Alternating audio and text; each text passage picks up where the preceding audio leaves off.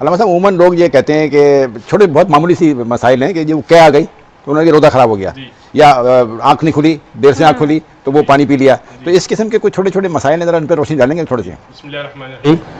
ایک تو یہ کہ فقہ جعفریہ کا میں موقف بیان کر دوں کہ قے آ جانے سے روزہ باطل نہیں ہوتا، یہ طبی نظام کے تحت آتی ہے. عام طور پہ فوڈ باہر آتا ہے، تو اگر قے آ گئی آپ کو، آپ اس کو صاف کر لیجئے، آپ کا روزہ بالکل ٹھیک ہے.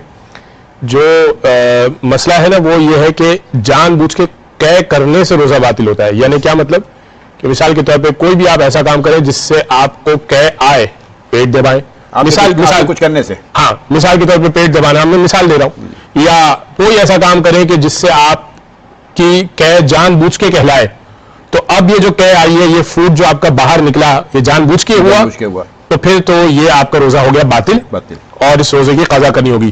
لیکن آپ نے رات میں کوئی ایسی چیز کھا لی تھی جس کی وجہ سے وہ آپ کو ہضم نہیں ہوئی، اور وہ نکل گئی ایک دم، تو آپ کا روزہ ٹھیک ہے. جو غلطی کرتے ہیں جس کی وجہ سے روزہ باطل ہوتا ہے، وہ کیا ہوتا ہے؟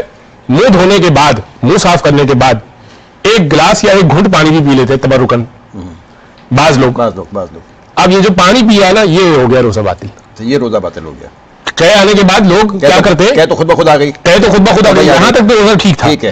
اب کیا کیا کہ وہ ایک گھنٹ پانی بھی پی لیا. میں نے بعض لوگ مجھ سے ملے ہیں مجھ سے، انہوں نے کہا کہ ہم نے کیا کیا کہ قے آنے کے بعد ایک گھنٹ پانی بھی پی لیا تھا. کیوں پیا آپ نے پانی؟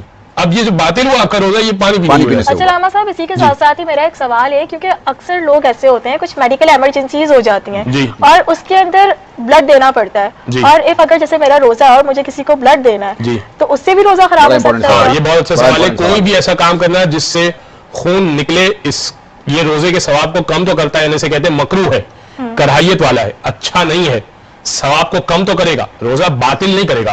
یعنی خون کو نکالنا، یعنی بلڈ ٹیسٹ کرانے کے لیے بھی خون نکلتا ہے، بلڈ ڈونیٹ کرنا، یہ بلڈ ڈونیٹ کرنا تو ہے ثواب کا کام. آپ روزے کے بعد کیجئے، دوران روزہ آپ کی انرجی لو ہوگی، روزے کے ثواب کو کم کرے گا. اگین روزہ باطل نہیں ہوگا. تو اگر کوئی یہ سمجھتا ہے کہ میں نے بلڈ ڈونیٹ کیا، میں روزہ باطل ہو گیا، میں نے میرا روزہ باطل ہو گیا، نہیں، روزہ باطل نہیں ہوا. آپ کا روزے کے ثواب میں تھوڑی کمی آ گئی، اجر میں تھوڑی کمی آ گئی.